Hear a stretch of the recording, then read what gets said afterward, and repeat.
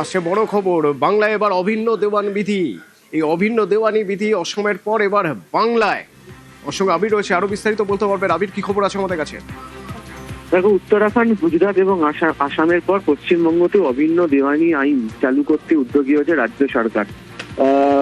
ইতিমধ্যেই এই বিষয় নিয়ে আইন দপ্তর যারা রয়েছেন তারা গোটা বিষয়টি সম্পর্কে তারা একটা বিল তারা তৈরি করছেন। সূত্রের খবর যে বিধানসভা অধিবেশন যেটা চলছে সেই অধিবেশনে কোনো একটা দিন এই বিলটাকে নিয়ে আসা হতে পারে এবং সেই সংক্রান্ত বিষয় নিয়ে বিকেলের পর থেকে অত্যন্ত তৎপরতা বাড়ে, যে কারণে কিছুক্ষণ আগে পুনরায় বিধানসভার অধ্যক্ষের ঘরে যে কার্যনির্বাহী কমিটির যে বৈঠক, সেই বৈঠক ডাকা হয়েছে এবং সেখানেই আলোচনা করে চূড়ান্ত সিদ্ধান্ত নেওয়া হবে যে বিধানসভার এই অধিবেশনেই এই অভিন্ন দেওয়ানি আইন কার্যকর সংক্রান্ত বিল নিয়ে আসা হবে কিনা।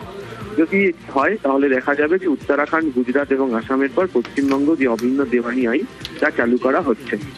যদি এটি চালু করা হয় তাহলে হচ্ছে বিবাহ বিচ্ছেদ, উত্তরাধিকার, দত্তক গ্রহণ এবং লিভিং সম্পর্ক সংক্রান্ত বিভিন্ন যে ব্যক্তিগত আইনের পরিবর্তে এটি অভিন্ন দেওয়ানি আইন চালু হবে এবং এর ফলে মনে করা হচ্ছে যে কোনো রাজ্যের ক্ষেত্রে আইনের যে শাসন সেটা অত্যন্ত শক্তিশালী হবে এবং নারীদের অধিকার, লিঙ্গ সমতা এগুলোর ক্ষেত্রেও একটা গুরুত্বপূর্ণ ভূমিকা নেওয়া হবে। বিরোধীরা প্রথম থেকেই আমরা জানি যে তাদের তরফ থেকে ইউসিসি নিয়ে একটা আপত্তির কথা তারা জানিয়েছিল এবং তাদের বক্তব্য ছিল এই ধরনের বিল যদি পেশ করা হয় বা রাজ্যে যদি চালু করা হয় তাহলে নাগরিকদের যে আইনি সুরক্ষার ক্ষেত্রে বিভিন্ন ধরনের অসুবিধা তৈরি হতে পারে।